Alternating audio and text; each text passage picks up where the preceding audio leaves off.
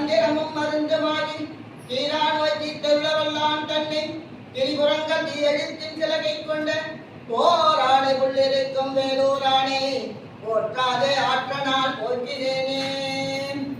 பால் நினைந்தூட்டும் தாயினும் சாடப் பரிந்தினி பாவியனுடைய ஊனினை உருக்கி உள்ளொலி பெருக்கி குளப்பிலா ஆனந்தமாய கேளினை சொரிந்து புறம் புறம் திரிந்த செல்வமே சிவபெருமானே யான் உனை தொடர்ந்து சித்தன பிடித்தே எங்கு எழுந்தழுவதினியே.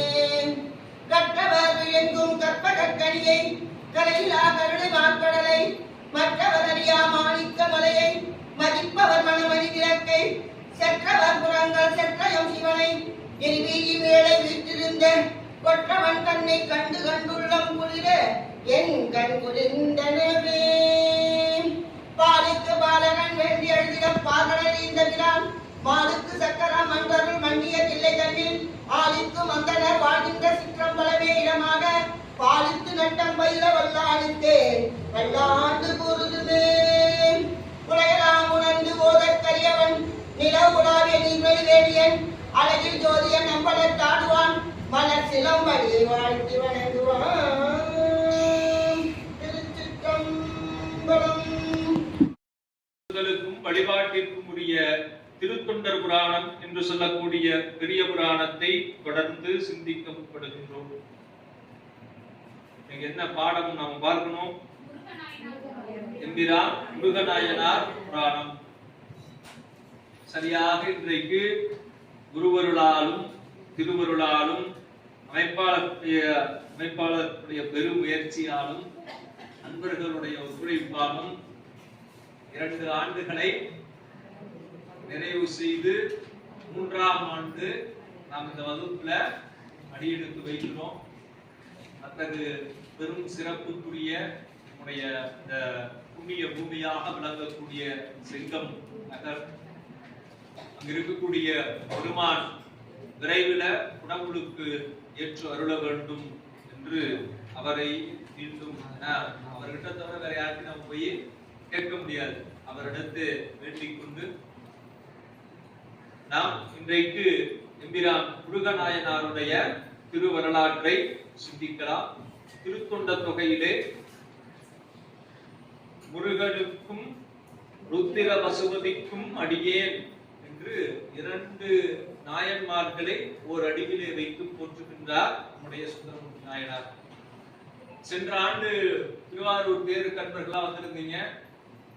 இந்த ஆண்டு ஏப்ரல் 7ஆம் தேதி திருவாரூர்ல தேர் திருவிழா. வாய்ப்பு இருக்கக்கூடிய அன்பர்கள் கலந்து கொள்ளுங்க. நம்ம வாழ்வில் ஒரு முறையாவது நேரில் பார்க்க வேண்டிய விழா. அதனால வாய்ப்பு இருக்கக்கூடிய அன்பர்கள் இந்த வேலை நாளம் வருது வழியில நமக்கு இருக்கக்கூடிய பணிகளை ஒதுக்கி வச்சுட்டு வாழ்வில் ஒரு முறையாவது நாம் கண்ணார காண வேண்டிய விழா அது. அதனால வாய்ப்பு இருக்கக்கூடிய அன்பர்கள் 2 நாயன்மார்களை ஒரு அடியில வைத்து போட்டிருந்தார். அடுத்து வகை நூலாக இருக்கக்கூடிய திருத்தொண்டர் திருவந்தாதியில நம்முடைய நம்பியாண்டார் நம்பிகள் அதிகம் திகழ்தரு பஞ்சாக்கரம் வயல் நாவினன் சீர் மதியம் சடையார்க்கு அலர் தொட்டு அணிபவன் யான் மகிழ்ந்து துதி அங்கடல் சன்மை நாதற்கு தோழன் வன்கொண்டன் அம்பொன் அதிகம் வரும் புகழூர் முருகன் எனும் அந்தனே. நம்பியாண்டார் நம்பிகள் இவ்வாறு நமக்கு போற்றி செய்கின்றார்.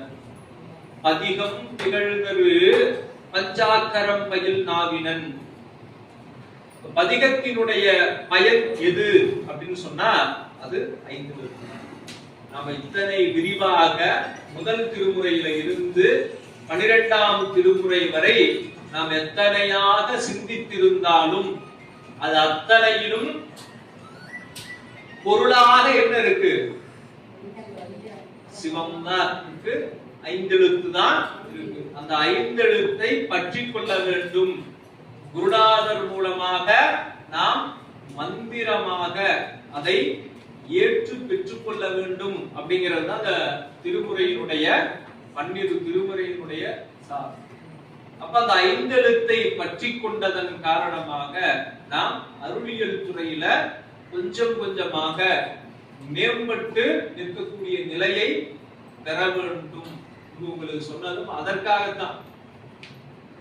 எல்லாருக்கும் எல்லாம் தெரியும், எங்களுக்கு எல்லாம் தெரியும் அப்படிங்கறத சொல்றதுக்காக அல்ல அப்படிங்கிறதை அன்பர்கள் உருவாக்கிக்கிறோம். அப்ப அந்த பதிகம் திகழ்ந்திரு பஞ்சாக்கரம் பயில் நாவினன் சீர் மதியம் சடையார்க்கு அலர் தொட்டு அணிபவன்.